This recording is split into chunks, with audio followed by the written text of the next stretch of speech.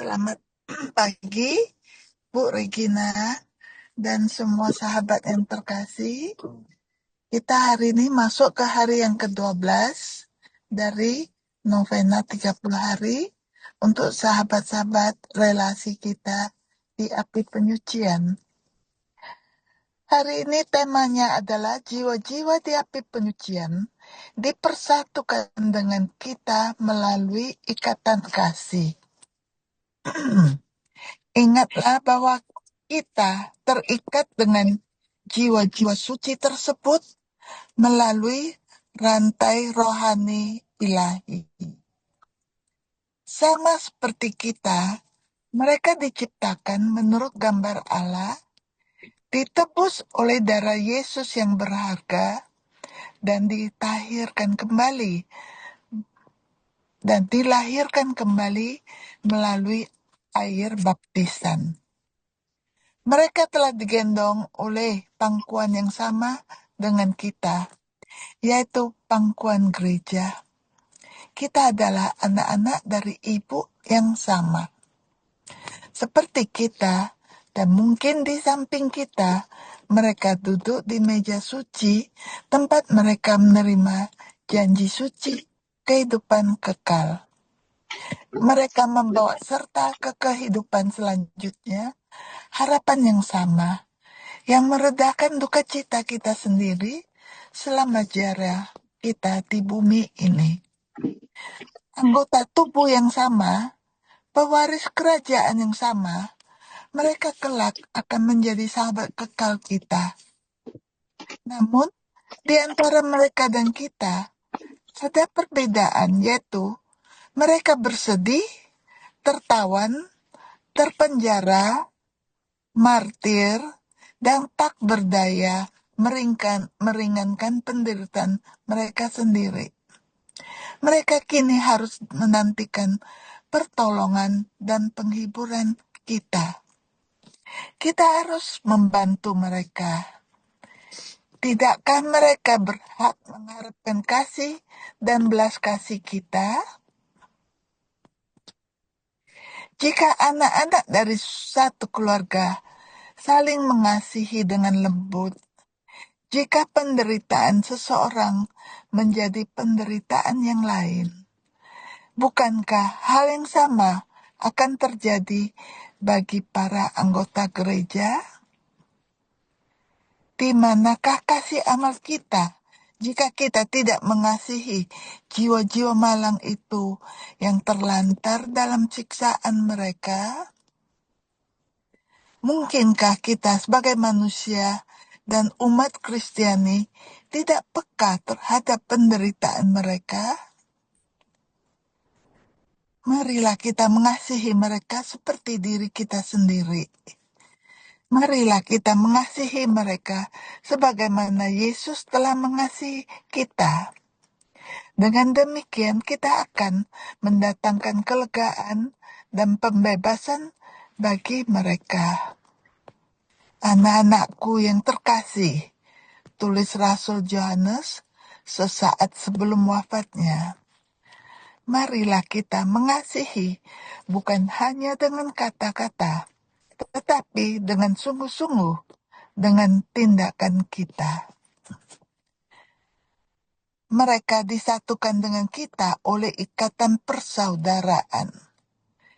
Di antara suara-suara yang memanggil kita, tidakkah kau dengar suara seorang saudara laki-laki, suara saudara perempuan, seorang anak, seorang pasangan yang telah dipersatukan oleh cinta dan dipisahkan oleh maut? Suara seorang ibu, suara seorang ayah yang darahnya mengalir dalam nadimu? Darah itu, keluarga itu, apa kata mereka? Datanglah menolongku, aku telah memanggilmu begitu lama. Engkaulah satu-satunya milikku, namun engkau tak kunjung datang.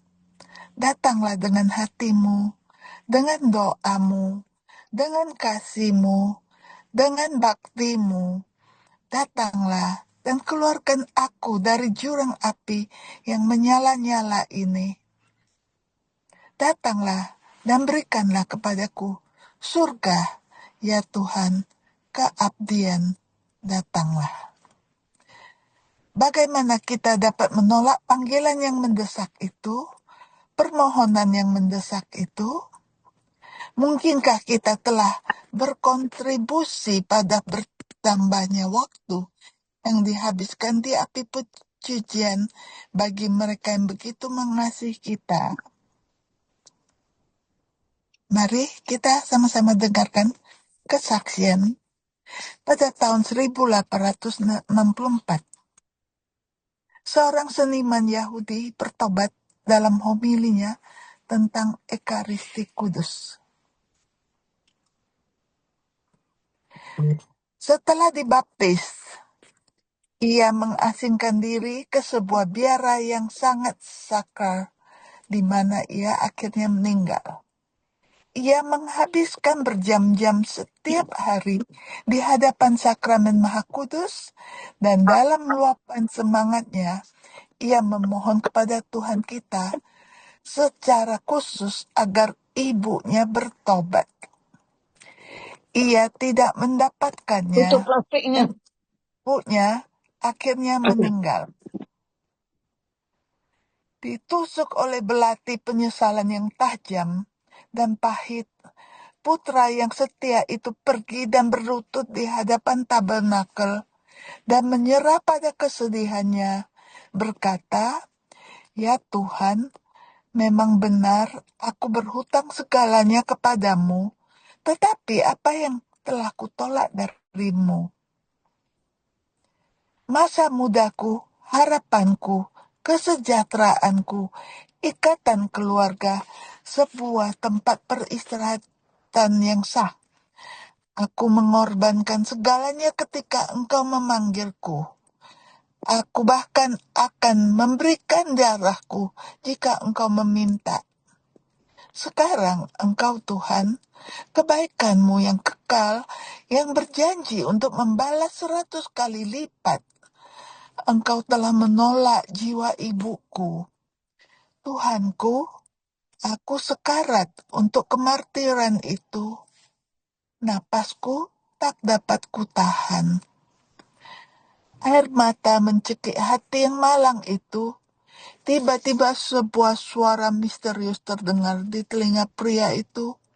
Suara itu berkata, "Orang yang kurang beriman, ibumu diselamatkan. Ketahuilah bahwa doa memiliki kuasa penuh atasku. Aku mengumpulkan semua yang kau persembahkan untuk ibumu, dan penyelenggaraanku menyimpan catatan tentang hal itu di saat-saat terakhirnya."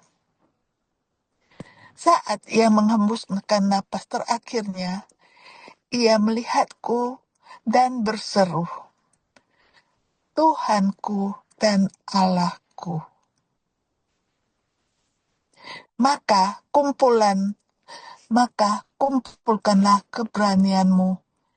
Ibumu telah terhindar dari kutukan, dan doa serta permohonanmu yang sungguh-sungguh akan segera membebaskan jiwanya dari penjara api penyucian. Pastor Herman segera mengetahui dalam penglihatan lain bahwa ibunya kini berada di surga. Sungguh indah ya.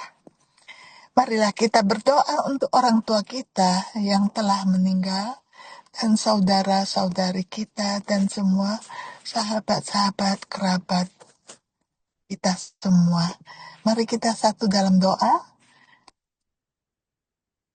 Kasihanilah Tuhan atas jiwa-jiwa yang telah kau satukan dengan jiwa-jiwaku melalui ikatan yang begitu erat dan lembut, dan yang Engkau perintahkan untuk kukasihi dan hormati. Ya Tuhan, kasihanilah jiwa-jiwa orang tuaku, para dermawanku, dan sahabat-sahabatku. Tuhan, izinkan kami untuk menunjukkan belas kasihan-Mu bagi mereka dengan doa dan air mata kami. Ya Yesus, ya Maria, jadilah pendamai mereka.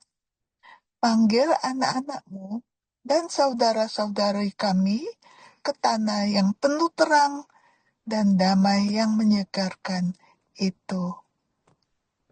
Amin. Terima kasih.